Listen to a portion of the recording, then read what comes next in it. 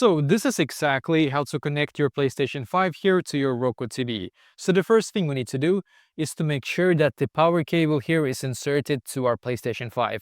And the other end of the power cable, of course, needs to go to a power adapter here, or power source, basically.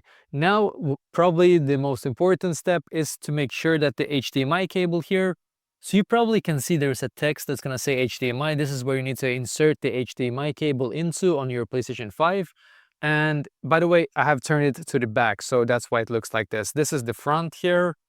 This is the back where you need to insert it. So this is where the HDMI cable needs to go. And the other end of the HDMI cable, for me personally at least, I'm just going to show you.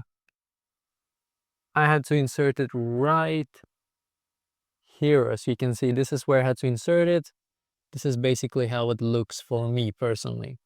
So now, once you have everything inserted, then we're gonna grab our remote, click on, I believe it's this button right here, and then click on play where it says PlayStation 5, or where it says HDMI basically. And you can see now it's connected.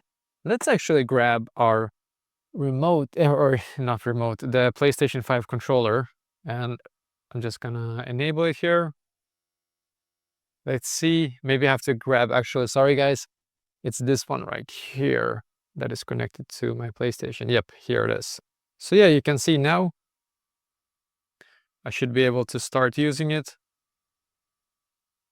without any problems whatsoever. And this is basically exactly how to do this.